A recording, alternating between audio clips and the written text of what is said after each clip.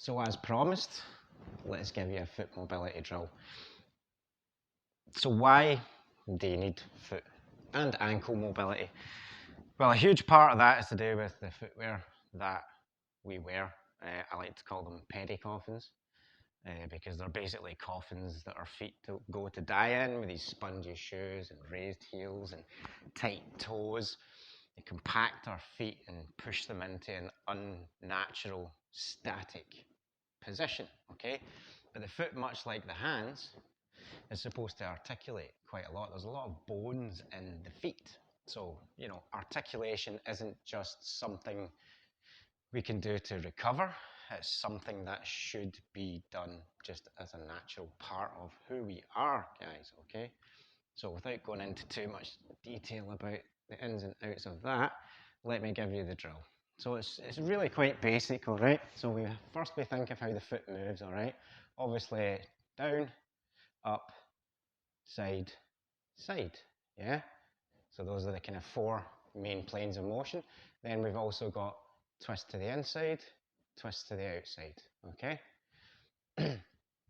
So we've got those kind of now six planes, all right? The twists tend to be a lot trickier, and again, underdeveloped purely because of our general environment. So a good way to start to mobilize, of course, is first to go through those 1, 2, 3, 4, 5, 6, yeah?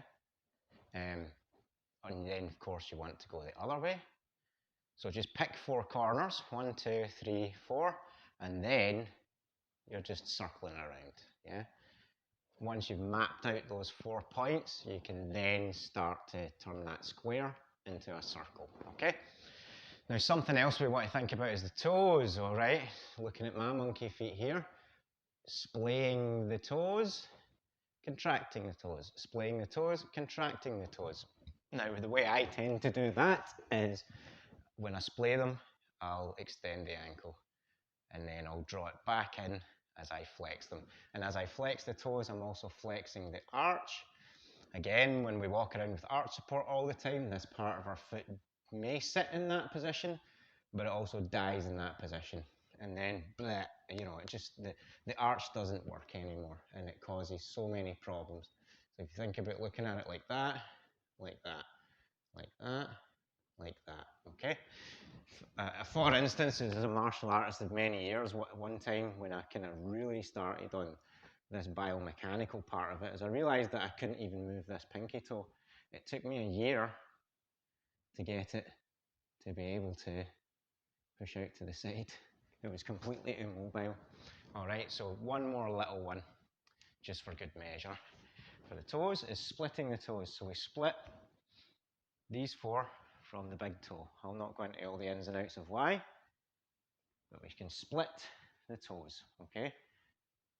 And then we do the same in the opposite direction, okay? And that'll look like this from that angle. I just drag my big toe, I press the others in, and again, I can give it a little wiggle. That one's pretty hardcore, especially if your feet are as immobile as most people's tend to be.